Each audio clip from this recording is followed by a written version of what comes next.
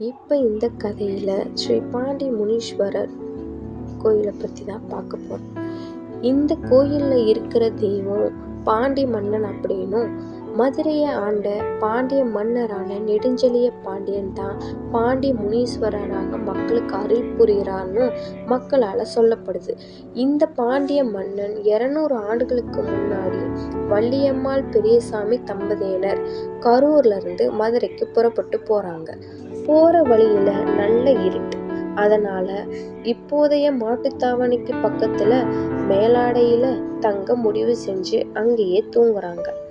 அவங்க நல்ல உறக்கத்துல இருந்த போது நீண்ட தாடி கொண்ட ஒரு முனிவர் வள்ளியம்மாளின் கனவுல தோன்றி, நான் மதுரையை ஆண்ட பாண்டியன் நெடுஞ்செழியன், கண்ணகையின் கணவன் கோவலனுக்கு செய்த அநீதிக்கு பரிகாரமாக இந்த பூமியில் மறுபிறவி எடுத்து செய்த தவறுக்காக பூமியின் 8 அடி ஆழத்தில் அதே இடத்தில் தியானம் செய்து வருவதாக கூறினார்.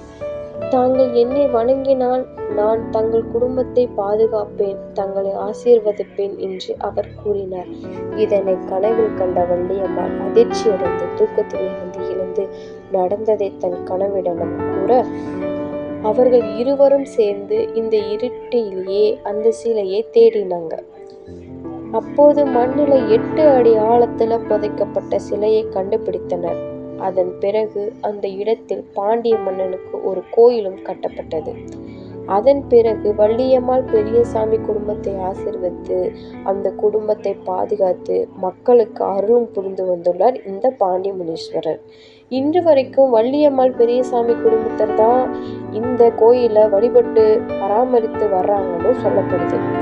இதுதான் இந்த பாண்டி முனியோட கதை. வணக்கம்.